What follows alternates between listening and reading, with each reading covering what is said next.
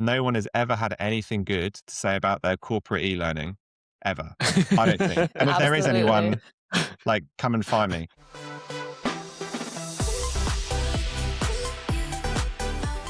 Welcome to Extraordinary Stories. I'm your host, Forbes Shannon. With me as always, Christine Butler. And today we are with a guy he's sick and tired of how corporate learning's been going. And he's sick and tired. He's got a fresh new approach coming all the way from an hour outside of London. Ben Lyon. Ben, thanks for joining us, man. Thanks so much. Thanks for having me. Great to be here.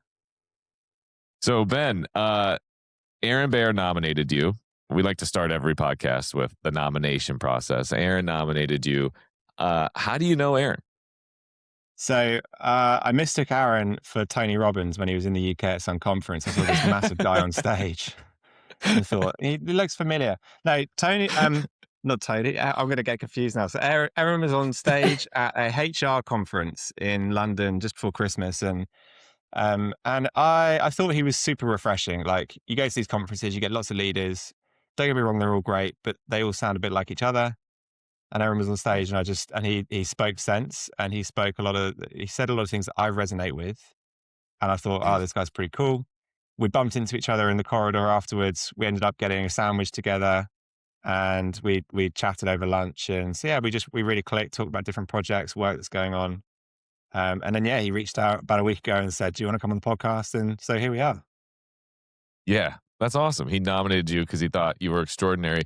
Because, Aaron has a long experience in that e-learning space, working with jobbing.com and the first video job board before YouTube was even a thing. Right. So that was my understanding is kind of what really excites you. I love these entrepreneur stories because they always come from they're so frustrated or annoyed with something that they're like, I could do this better. So what's your villain origin story as it relates to corporate learning, Ben? Oh man, it's probably not that deep because it's probably that everyone feels exactly the same way as I do. But my story is I spent the last 5 years consulting for a really great consulting firm that was set up by 3 ex-Boston Consulting Group guys about 8 years ago now in Sydney. I got to know them about 5 years ago. We launched the London office. Grew the team, was really fortunate to work with some great clients, big international corporates, and all sorts of cool projects. Cool. And typically what we'd end up doing is you do a big transformation project. Maybe you redesign an operating model, maybe you bring in some kind of new structures, and then you have to train people on what you've done. Now, you might get certain management cohorts that you can train in person, but there might be the general population of 200 to 500 people that still need to understand what's happening or what's happened, but you don't necessarily have the time or the budget to go and run the in-person training. So, there comes your e-learning. Now, we've all sat through compliance, onboarding, health and safety, anti-bribery, all of that kind of stuff. And that is corporate e-learning that we all know and love. But then you'll also have, well, how do we really quickly and really effectively educate people at scale as to something that's changed in the business or something that's changed in the world? And we always struggle with it, and everyone struggled with it. And I was just saying before we jumped on this that no one has ever had anything good to say about their corporate e-learning ever. I don't think. And if there is anyone, come and find me. I think there's lots of good things that people have said about in-person training. And even I can remember early on in my career, I used to work for Vodafone in the UK, so big telco. And we were really fortunate early on to get trained by some great trainers. But it was pre-COVID, it was in person. We were in a room together. We had us lying on the floor and listening to music and doing that kind of learning. And I think togetherness is great. And I think we've got good experiences of that. But the minute we're working remotely or we have deskless workforces in large corporates, and you have to say, right, here's a half an hour piece of e-learning, go and do it. It's just, I have it on the other tab, you mute it, you skip next, and you do something else on the side. So So about 3 months ago, we set up a company called Molt. And the idea is Molt is derived from the word molt, which is to shed something that no longer serves to grow something new, adaptive and alive. And we believe that we need to shed off our old ways of learning particularly corporates, need to shed and ditch their old ways of training people through e-learning and embrace alive, current, adaptive ways of learning. And one of our big ethos is that YouTube is the world's number one learning management system. So Love if you that. want to learn something, you go to YouTube. Oh, So when we 100%. Setting up this podcast studio was all YouTube. All YouTube. yeah, Yeah. there you go. And you quite quickly recognize that actually the style of YouTube is very different to the style of learning that we get fed in corporates. And YouTube engagement rates are like about 50%. Corporate e-learning engagement rates are like 8%, maybe 9%. So we just, sorry, this sounds a little bit defeatist, but we just thought, hey, if we can create e-learning that gets like 20% engagement, we'll never be Mr. Beast, but we'll be twice as good as every other piece of corporate e-learning. Even just like trying to make that little incremental jump. So, what does that mean? Well, it means shorter, punchier videos. It means more kind of real language. It means throwing in like memes and GIFs and just like dumb stuff that actually a corporate person would go, oh my goodness, we can't do that. It's not very professional. But for us as learners, you're like scrolling TikTok 1 second, watching the dumbest videos in the world and laughing and doing that out of choice. And then the next minute you're sent your corporate e-learning module to do on whatever. Like, why should that be any different in terms of the delivery style? Because you choose to watch TikTok, you choose to watch YouTube. That's funny. It's engaging. It's everything about it, the imperfections, the pace. So why do we suddenly try and be like a 1990s BBC documentary when we do the corporate e-learning? So like, so that's kind of where we're at. And we've got like everybody else says, we've got like an AI powered workflow now. So we've got years of, like I used to do this stuff. We do it the old fashioned way. You design a curriculum, you'd write out content, you create hundreds of slides, you'd write lesson scripts. And now, we've trained AI models where it's got all of our logic and our experience, and then you can feed it the client context and information, and then it'll pop out a curriculum that's really, really good, really quickly. And then what used to take you a week of designing this thing now takes you like half an hour. And you can then get really quickly get to the part where you're co-designing with the client. You can put it back in front of them and say, hey, this is what we've come up with. What do you think? You make some tweaks, quite quickly move on to the next step.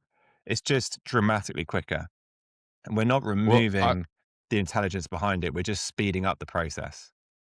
Yes, and I want to stay on the theme of the fact that learning has shifted, because I think that's really something brilliant that you're circling. I mean, Christine, you used to be an educator. Yeah. And just from like COVID and stuff alone, educating people, like what shifts have you seen in education? Well, I think that children nowadays, as soon as they get home, they're on their phones or they're on a tablet, they're on a TV, they're watching YouTube shorts, whatever it is. And they do that all day. So when they get to school, they immediately have this like withdrawal, of like, no, seriously, of like wanting that really quick attention. Right. So teaching kids who have this like large volume of apathy is extremely hard. But we do have these little like cartoonish like, segments during our day where we have to feed the kids. And it's similar, right? Where it's like cartoons and something silly, and that's when they're engaged. Sure. So I do see the future of education shifting towards kind of like what Ben is talking about. Well, the edutainment, that idea has been around forever. I mean, you look at like Sesame Street, right? Like that's how a lot of kids learned the basics here in the States and probably around the world was, edutainment. And so, Ben, you're kind of talking a little bit about the content, but also the delivery. Like, what in your thesis of this, what's more important? Is it the shift of the delivery, or is it actually in making funny and engaging content that like people are used to seeing? Man, that's a good question. So it's kind of both. Like, and when you say delivery, do you mean as in the way that we would develop the curriculum and structure the entire curriculum, or do you mean as in the delivery and how someone watches it, whether they're watching it on the web or on the phone? Both. Okay, so I think there's some quite boring but important logic that goes into designing the curriculum. And this is from any management consultants watching this will like know and love MISI, mutually exclusive, collectively exhaustive, pyramid principle, all these kind of frameworks. And so we use that kind of logic, which basically means if you've got like a 5-module piece of training a great way to structure it is that, sorry, there's 5, is that if module 3 suddenly becomes out of date, then if you were to remove module 3, the rest of the course should still make sense. You should still be able to watch it and the learners would still get outcomes. Got Rather it. than, Okay. if you were to do it in like a storyline, which don't get me wrong, there's a lot of benefits to storyline type training, but in a storyline type training, if you remove module 3, the whole thing falls apart, then you've got to refilm the whole thing, you've got to redesign it all. So there's lots of like loads of pieces of logic like that come into curriculum design that mean that if we're designing training for a client, the world moves so quickly, 6 months time, we don't want the whole thing to need to be redone just because the logic wasn't there. So there's the delivery in that sense, which is important. The delivery in terms of like mobile versus web, like we partner. So my buddies own a business that's a learning experience app, and we've partnered with them because they've got a great app, so all the learning can be on the phone. And we debate this all the time about like web versus mobile, and and there's this whole thing about when you're working, do you want to be on your desktop, or like if you're on the go? Right. And I don't know the answer, to be quite Or honest. deskless workers that may not have a computer at all, right? Yeah, yeah. I mean, that is a solid argument for making sure that you absolutely need to have some kind of way to deliver content on the phone.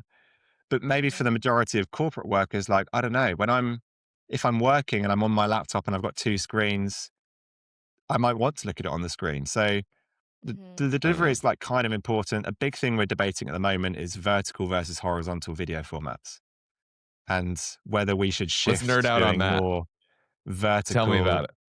Well, so obviously short form content is now massive. You sit on the toilet, you sit on the airplane, you scroll, it's vertical.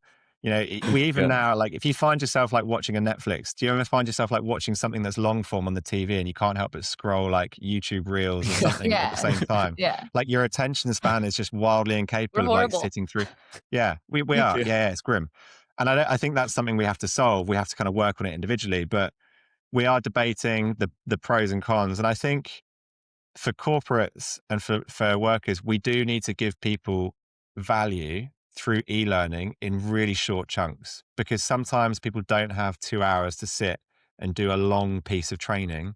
Maybe they have a 15-minute break between meetings and they need to like digest something quickly, or maybe they just need a quick answer to a quick question.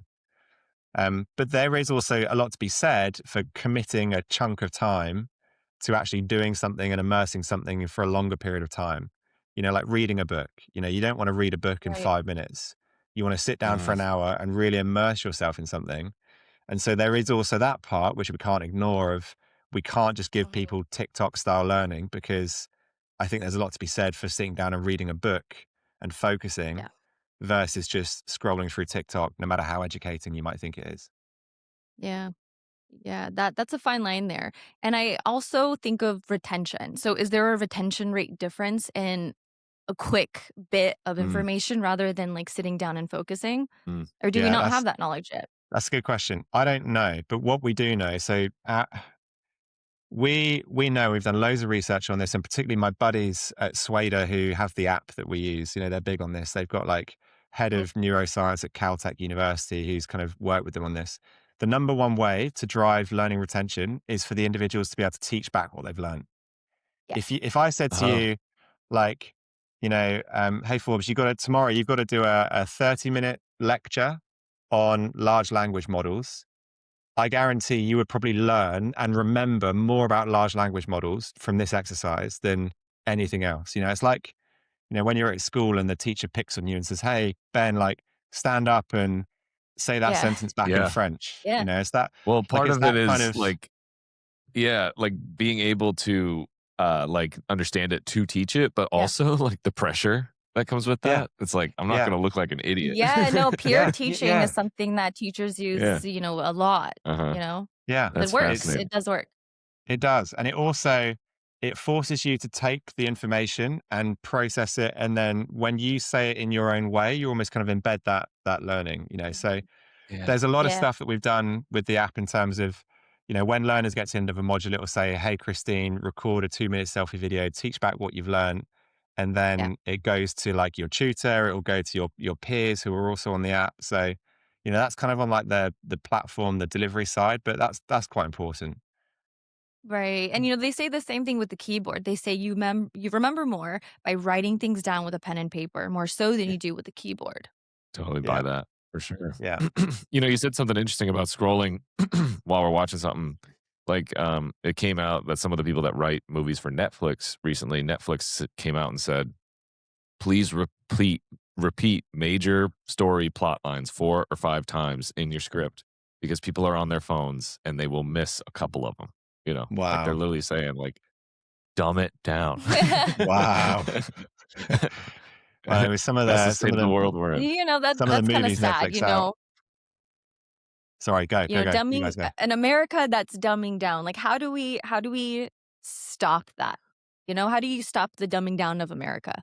Or the Mm. states, like, or, I mean, the world, Mm. essentially, not just the states. I think it's a reflection of how our attention has shifted and how, like, now the real estate of someone's captive attention is Right. so much more expensive Yeah. because there's Mm. so much other stuff out there. I don't know. What do you think, Ben? Do you guys have any kids? I do. I have 2 boys, 9 and 13. How old? 9 and 13. Okay. Forbes? I don't have any kids. Okay. I've got 3 girls. They're 6, 4, and 1. And so Okay. I think it now becomes more important, and like, Christine, you'll know this with your boys, is that you kind of start to pay attention to like how are they absorbing information and what's Yes. good and what's not good. But it was so funny. Like, I think the thing that hit me recently was at some point last year I saw this clip. Some comedian was talking about meditation and like this new craze of meditation and our attention span and all this kind of thing. And he basically said we had meditation years ago. We just called it public transport. Yeah. You would We sit on were a waiting. bus. Yeah. You would sit on a bus. And he's What's like, you've that? got nothing else to do but look out a window and just look at the Yeah. trees passing by. He's like, that is meditation. Like, define meditation. Well, I do nothing else but concentrate on one very simple thing and clear my mind. Hey, sitting on a bus, Yeah. waiting for a bus.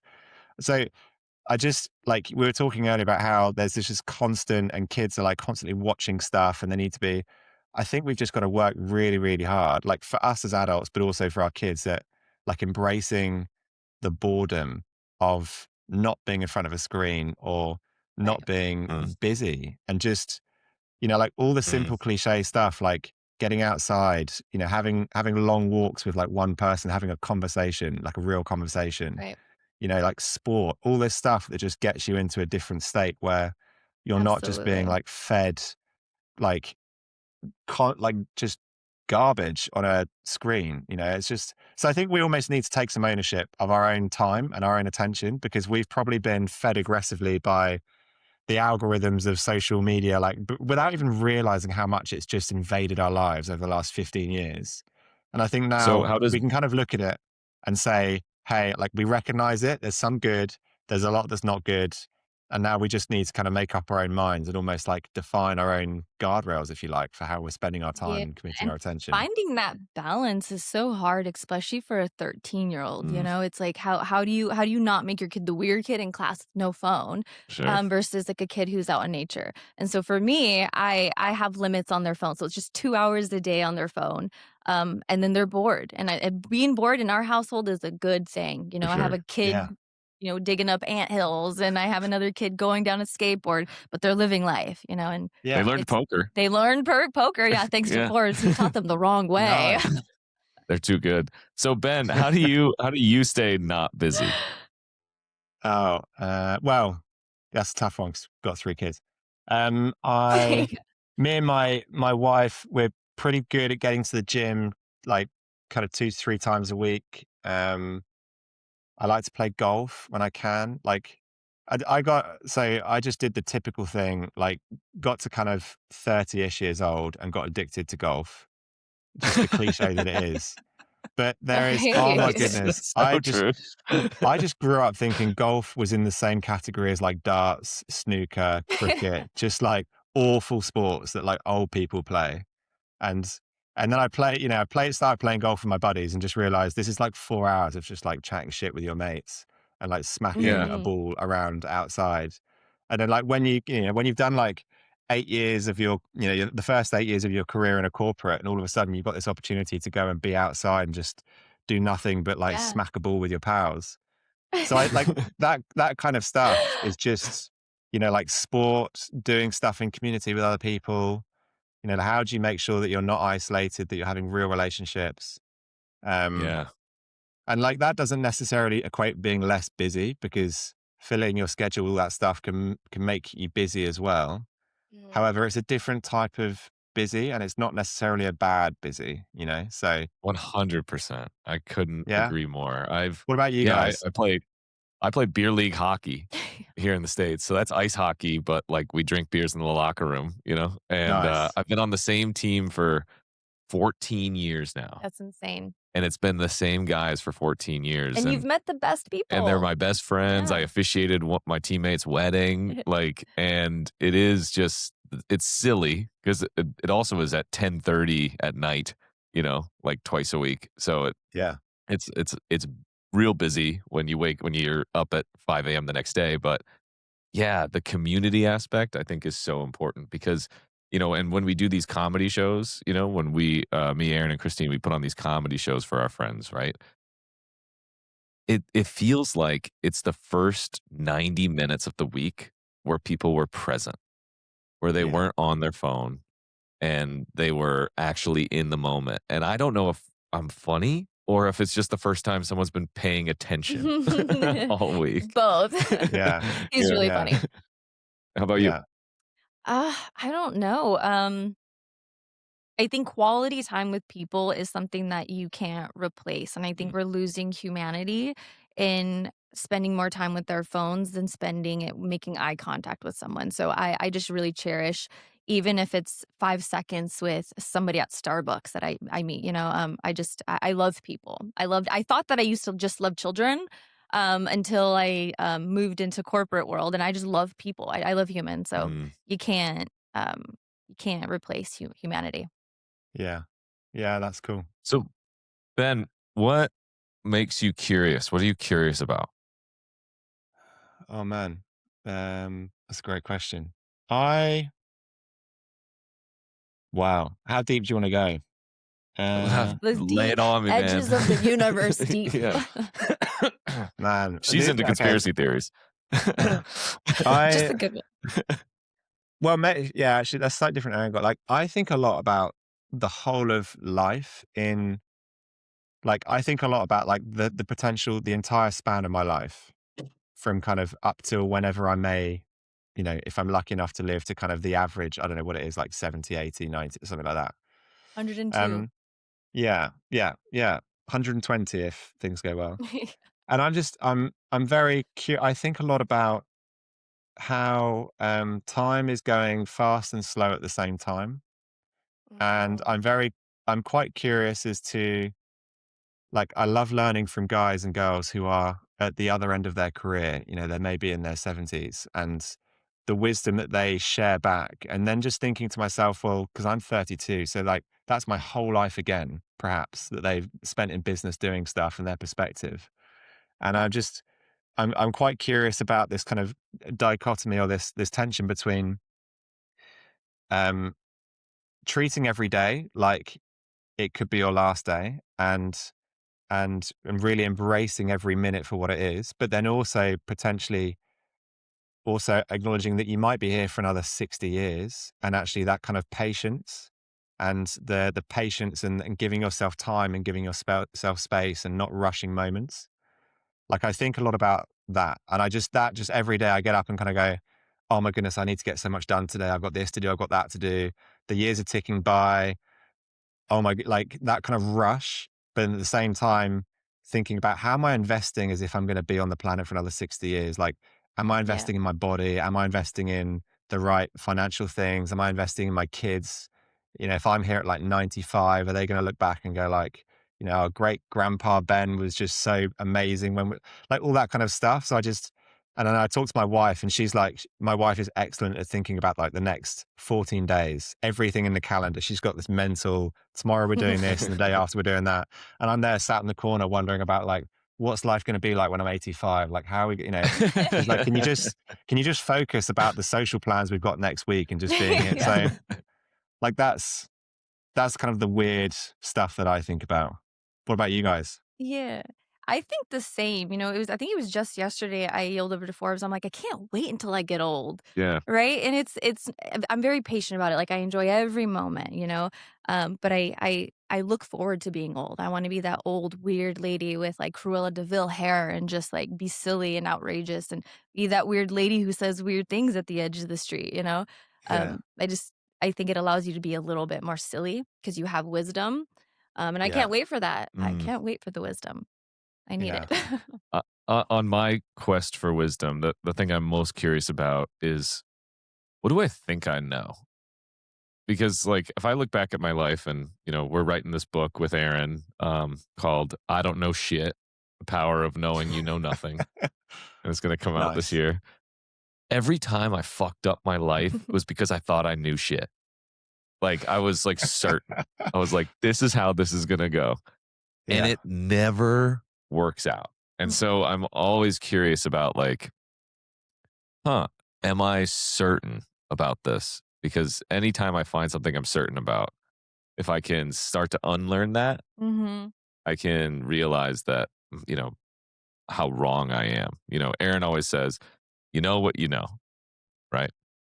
You know what you don't know, right? Like I know I don't have a PhD in physics, Yeah. right? But then there's this monstrous universe of what you don't know that you don't know. And it's like, when you think about it like that, it's like, I don't even know 0.5% of human knowledge. And Right. here I am walking around like I'd fucking know it all, Like Mhm. yeah, Well, it's like that's that what I'm curious about. assumption, the assuming that is like that gray area that you don't want to be in. Mhm. Like just I'd rather ask a question than assume an answer because Yeah. in assuming it takes you there. Mhm. So Mm. Ben, what do you know, or what do you don't know, or what do you don't know that you don't know? Man. Do you know what? I actually try and think more the other way, and I'll tell you why. There's a great coaching question that someone gave me once, and I think about it a lot, and I use it for other people. But I got asked, "What do you know today for certain that you're going to find out?" Sorry, let me rephrase that. I mucked it up. What do you know today to be true that you're going to find out for certain in a year's time? And Mm. that forces you to Mm. think about like what kind of gut feels or truths do you know today that you're maybe putting off taking action on, that actually in a Mm. year's time you're going to look back and go, man, I was so right about that. Why didn't I act sooner?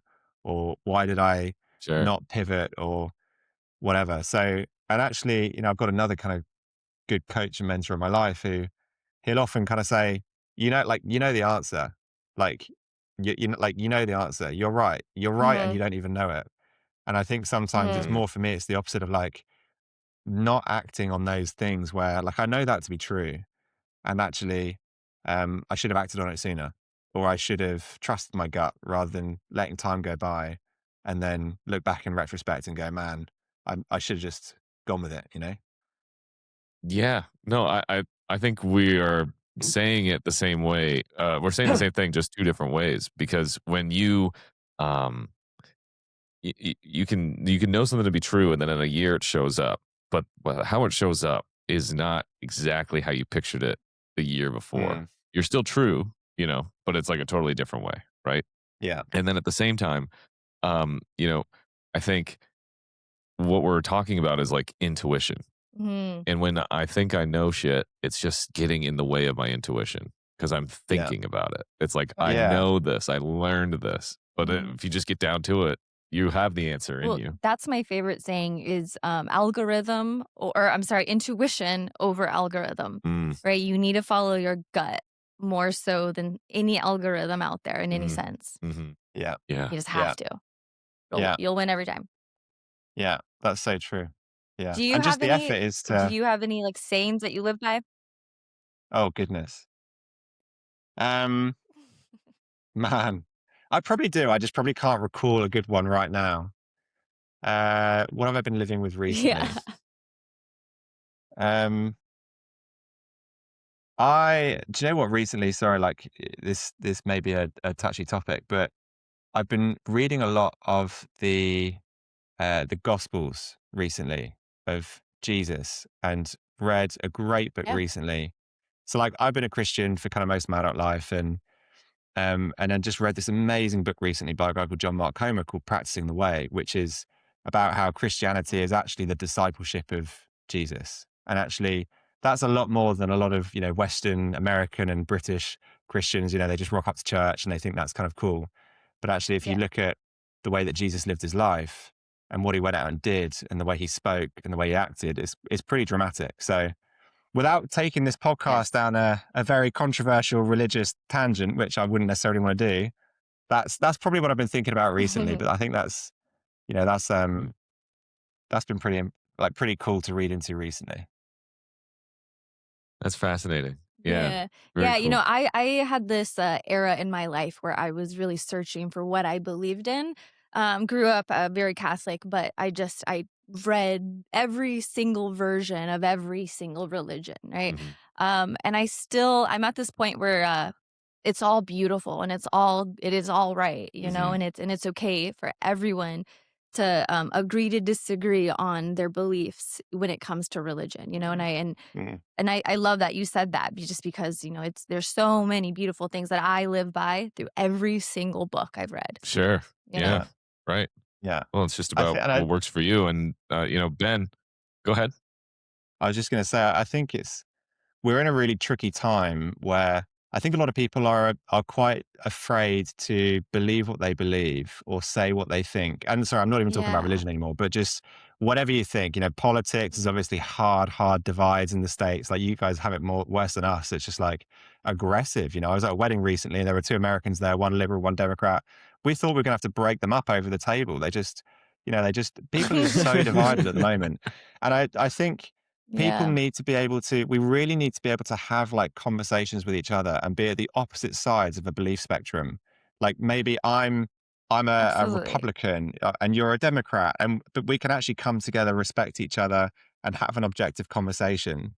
And I think people are struggling at the moment to have objective conversations, without just assuming that because we have a different set of beliefs or a different view on a topic means that we're going to be enemies. And so I think I'm just, Yeah. that's something I'm living. You said the question was like, what are the things you're living by? It's like, how can I feel confident in the things that I believe in, or feel confident in the things that I know to be true, or the way that I want to run my business, or the way that I want to raise my kids, and be able to talk to others about that, whilst also making that person know that it's okay to have different views and different opinions and different things that they're living with, and we can talk about it. Because I think there's a lot to be said about being able to have open dialogue about whatever the topic is at hand, and that being really important. Because if we stop having that open dialogue, then we just start to assume that we're all evil, and then we just fight, and then society falls apart. So, Yeah. and doing a Yeah. nice Not circle enough back to what people we were saying asking earlier about questions. FaceTime is that you don't get that online. You get that through real conversation face to face. So the more we can have Mhm. face to face Mhm. conversation, look at people in the eyes, listen, understand, like, that's better for society. I don't think being sat on screens and just Snapchatting and, strolling through Reddit forums for hours on end is going to do any good for society Yeah. at the moment. So, Yeah. Yeah. No, yeah, and you're exactly right. And it happens because people aren't curious, and it's because people think they know shit. I'm telling you, I think I've cracked the code of yeah, what yeah. is a problem for humanity. Ben, what extraordinary thing is next for you? So we're trying to grow Molt this year. I think we're off to a pretty good start. We've got some great clients in the UK. We've got a client we're about to kick off with across Africa, which is going to be fun. Um, and so we're doing some good things. Now, there's a lot at the moment that I don't know, and I'm wrestling with every day about the e-learning stuff. Like what's the I think at the moment we're looking at all these kind of like micro efficiencies in e-learning. Like, how do we build better curriculums? How do we build better lesson plans? How do we build better videos? But I'm also thinking like, oh my goodness, if we were to turn this completely on its head, like, what would corporate training at scale, remote, look like, in like the most ideal sense, and at the moment I'm still trying to figure that out. And I think many people probably are. So this Mhm. next year, I would love to try and figure out what that is along the way. I think we're doing a great job at the moment. We're making steps, but I think there's going to be something breakthrough that hopefully we discover and we can do differently. Because I think, I just think that the generations coming through into the workplace, like they're just going to reject it even harder. Like Yeah. Sure. imagine, our kids, by the time they hit the workplace, if we give them a 2-hour onboarding training that's like two guys in a suit in a cartoon, just and then clicking through the quiz, they'll just be like, no, they'll probably quit the job, wouldn't they? The joke is now they're like, Yeah. what is it? Like they Gen would. Zs will just Not quit after 2 interested. weeks. Like our kids might just Yeah. first day, nah, I don't like this, quit my job. They might be Nah. working for Goldman Yeah, they've Sachs. made me Nah, watch a not bad worth it. video. Yeah, too The boring. vibe I wasn't don't need cool. this. Yeah. Yeah. So, I think that's Vibe was off. Yeah. 2026. And I think, like AI as well. I Cool, think man. AI, just keeping an eye on AI, figuring out how we use that. How do we use that well? How do we use that to kind of better our workflows and just maximize our productivity? And, like that's a whole nother conversation in of itself. But, just every week there's some update from one of the models that we're using and just like blows Sure. your mind in terms of what it can do. And then you got to play with it and figure out, well, does this make me any quicker than before? Or am I just doing it in like a roundabout Yeah. way that's, I'm struggling with that. like I I'm found, just sorry, doing it on my own. yeah, side note, I was using Claude Code to turn a PDF into a Word doc. And then I was getting Claude Code to move that Word doc from one file to the other. And I was like, man, I could have just gone onto SharePoint and just dragged the file across myself. Like, did I really need to use Literally. an LLM to move a file from one location to the other? Or was I just doing it because it was kind of cool? So like just all Oh, that Ben, stuff, I but do it's that all the fun. time. It's fun. Yeah. What about you guys? Yeah. So fun. 2026. Oh, great. Well, I'm all in on building the extraordinary collective. Yeah. Like we're really excited. We have had so many guests already on our podcast, and this has really kind of been my culmination of my life's work, from being a ghostwriter in my previous career of helping people tell their stories, to being a stand-up comedian, to I'm a corporate speaker here in Phoenix. Just opened up for the mayor last night, and you know it's like the culmination of all my skills have kind of fallen together. And I have this funny bit that I'm working on with Aaron, where like the weight of like finding your life's purpose, it's like, oh dude, I figured out like what I'm good at, and like now I have to do it, like it's like figuring out like, how can I continue to tell this story and other people's stories. That's what I'm most excited about. What about you? Yeah, I mean, I think ours is pretty parallel of just like having a lot of focus on this extraordinary. It's a lot of fun. And this is the year of embodiment for me. So I'm embodying everything that I manifested, wanted, dreamt of. I'm just embodying it. I'm just doing it. So 2026 is the year of doing. Yeah. We're running it up this year. Running it up. Yeah. Nice. That's the plan. I'm going to absorb some of that energy. Take some of that with me.